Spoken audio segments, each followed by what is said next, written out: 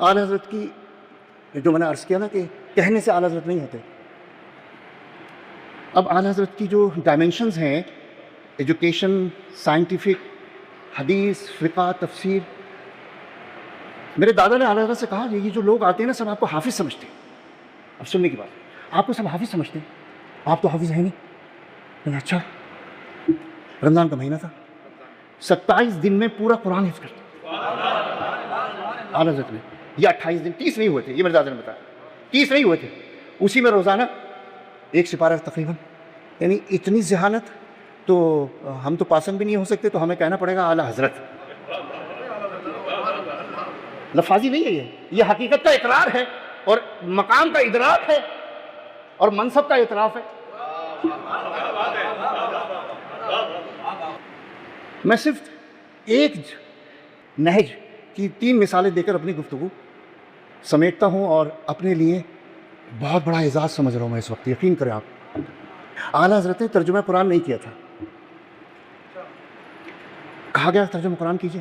اب ترجمہ قرآن کے لیے اتنی مہارت چاہیے، اتنی مہارت چاہیے. میرے خیال میں سب سے زیادہ اگر علمیت کا درجہ مقصود ہے، مطلوب ہے، تو وہ اس عالم کے لیے ہے جو یہ ارادہ کرے کہ میں قرآن کا ترجمہ کروں. اچھا، تو عصر کے بعد جب میں نکلوں نا گھر سے تو تم لکھتے جاؤ، میں مسجد تک پہنچوں گا. کتنی کتابیں چاہیے، کتنی ڈکشنری چاہیے، ویکیبلری چاہیے، مفاہیم ہیں، مطالب ہیں، استعارات ہیں، تشبیہات ہیں. ایک لفظ کے کتنے معنی ہیں، خدا کیا چاہتا ہے، میں کیا سمجھتا ہوں، اس میں بہت فرق ہے. اس میں بہت فرق ہے. کلام انسانی نہیں ہے، وہ کلام خداوندی ہے. وہ جانے، اس کا مصطفیٰ جانے، بس. تیسرا کوئی شریک نہیں ہے اس میں. مفاہیم قرآنی میں دو ہی ہیں، خدا ہے، اس کا حبیب ہے، بس. اب جو کچھ بھی کرے گا کوشش کرے گا، ترجمہ نہیں کرے گا. بڑی محنت چاہیے. اعلیٰ حضرت فرما رہے ہیں، میں گھر وہاں ہے اور مسجد یہاں تھی، تو نکل کے میں آؤں تو وہ منشی کو کہا تم لکھتے جاؤ. اس طرح چلتے میں ترجمہ کیا اور ایسا کیا جیسے مہر لگا دی. ترجمے پہ مہر لگا دی، بند ہو گیا. اب ایسا ترجمہ کوئی کر نہیں سکتا. بسم اللہ الرحمن الرحیم. ترجمہ سماعت کر لیجیے. سب نے کیا ہے.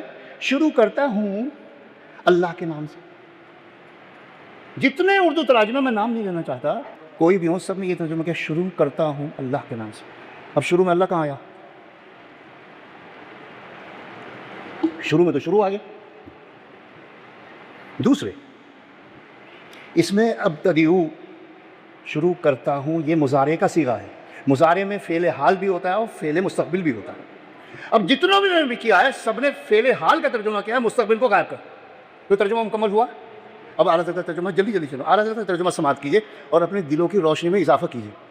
روشن تو ہیں آپ لوگ، اضافہ کیجیے. اللہ کے نام سے شروع. اب نہ کرتا ہوا ہے نہ کروں گا. اب یہ اردو دان جو طبقہ ہے وہ اس جملے کو سمجھے گا. اللہ کے نام سے شروع. اب اس میں حال بھی آ گیا، مستقبل بھی آ گیا اور اللہ شروع میں بھی آ گیا.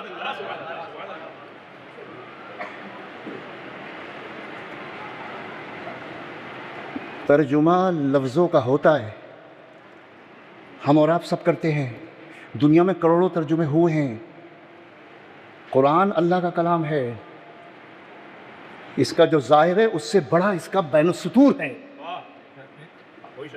حضرت ابو ہریرہ رضی اللہ تعالیٰ عنہ نے فرمایا، اگر میں نے قرآن کا بین السطور جو اپنے آقا سے سیکھا ہے نا، اگر وہ میں بیان کر دوں تھوڑا سا بھی، تو تم سب کے کلیجے پھٹ جائیں. یہ حضرت ابو ہریرہ رضی اللہ تعالیٰ عنہ کا فرمان ہے اور ارشاد ہے، کیونکہ وہ سب سے قریب. ایک سائل مدینے کی حاضری کی تیاری ہے.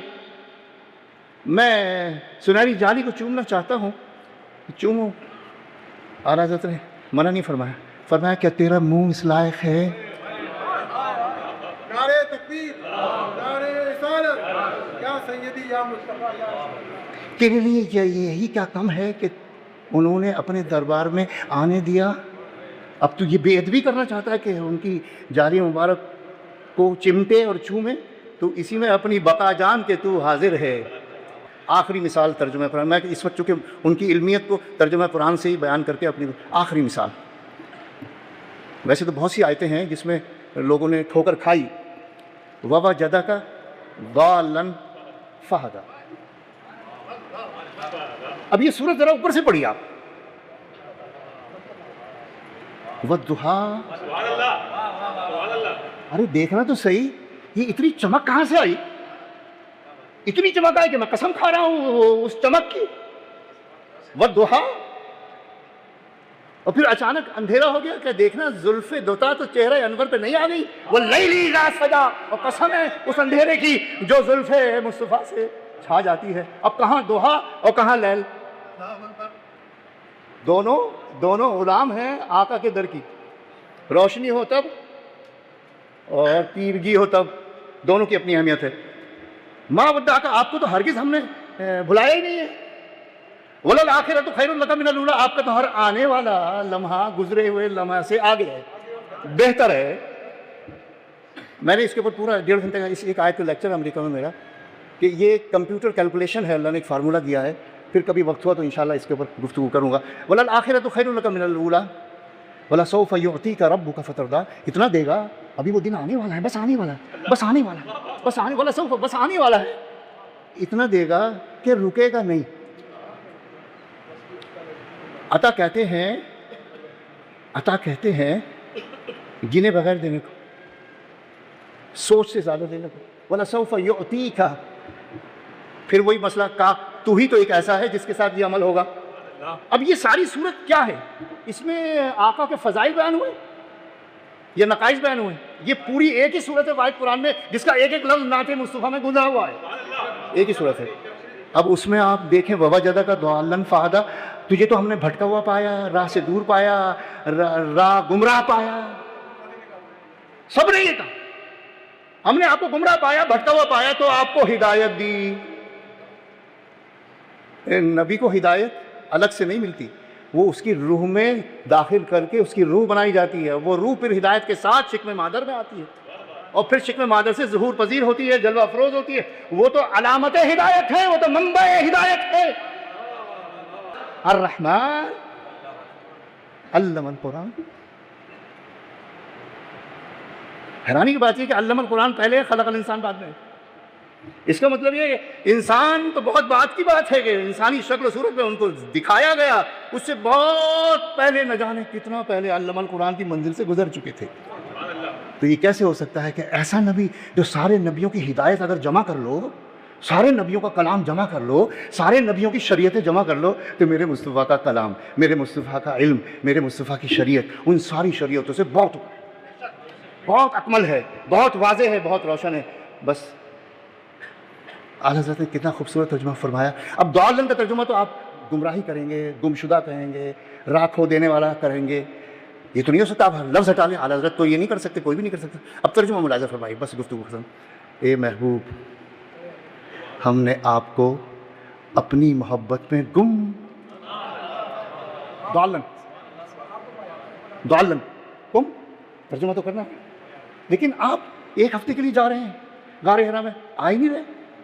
طلب ہے رب کی رضا کی, رب کی قربت کی, رب کے دیدار کی, پتہ نہیں. لیکن یہ تو پتہ ہے کہ ایک ہفتہ روز و شب, کبھی 15 دن روز و شب, کبھی ایک مہینہ روز و شب کھانا جا رہا ہے. گھر والوں کی طرف توجہ بہت کم ہو گئی. بس رب ہے اور رب کی یاد ہے اور رب کی طرف توجہ ہے. میں کون سا لفظ استعمال کروں, غار حرا میں کیا ہوا؟ لیکن اس غار حرا کے بنا پر حضور نے جو بشارت دی ہے نا, عشر مبشرہ, وہ حضور نے دی ہے, آپ جنتی, آپ جنتی, آپ جنتی.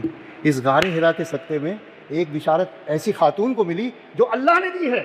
خدیجہ آ رہی ہیں, جبرائیل پہلے پہنچ گئے, وہ آ رہی ہیں, اللہ نے ان کو سلام کہا, جنت کی بشارت دی, آپ ان تک پہنچا دیجئے. اللہ نے بشارت دی خدیجہ کو کھانا پہنچانے. تو ہم نے آپ کو اپنی محبت میں وارفتہ پایا, یا گم کہہ لیں, کوئی بات نہیں, کہ کسی شے کا سوائے رب کے دھیان ہی نہیں ہے. اسی کو کہتے ہیں گم ہونا, اور کسی کہتے ہیں. لیکن خدا نہ کرے کوئی راہ سے گمراہ تھوڑی ہو گیا. آپ تو منبع ہدایت ہیں, آپ حیات ہیں ظاہری میں, تب ہدایت ہے. اور پوشیدہ ہو جائے نظروں سے, میری چشمے عالم سے چھپ جانے والے, تو ہدایت اب بھی ہیں. یہی تو کمال ہے ہماری ہدایت میں اور سرکار کی ہدایت میں, کہ وہ اس کا تسلسل ہے ازل سے ابد تک, نہیں ابد کے بھی بعد تک. وَوَجَدَكَ ضَالًّا فَہَدَىٰ. میں بہت مشکور ہوں اس ادارے کا اور اس ادارے کے روح رواں کا. آپ یقین کریں مجھے ان سے نہ کوئی لالچ ہے نہ کوئی غرض ہے. میں تو ویسی گوشہ نشین آدمی ہوں, نکلتا نہیں ہوں, لیکن دل چاہتا ہے یہ بولتا رہے اور میں سنتا ہوں. دیکھیے مشکل انداز میں بولنا بہت آسان ہے, آسان انداز میں بولنا بہت مشکل ہے. میں بڑی بڑی روایتیں بیان کروں, بڑی بڑی عربی عبارتیں بیان کروں اور راویوں کے نام لوں تو آپ کہیں گے بہت بڑا عالم, لیکن سمجھ میں کچھ نہیں آیا. اور ایک شخص مضمون کتنا مشکل ہے جو آج انہوں نے بیان کیا ہے, اور ایسا لگ رہا ہے جیسے کوئی بچے کو ایک ایک اسٹیپ لے کر سکھا رہا ہے. یہ بہت کمال ہے. اس لیے میں یہ کہتا ہوں یہ بولتے رہے, میں سنتا رہوں. پروردگار عالم ہم سب کی حاضری کو قبول و منظور فرمائے. میرے لیے دعا کیجیے, اللہ مجھے عمل کی توفیق دے اور علم کی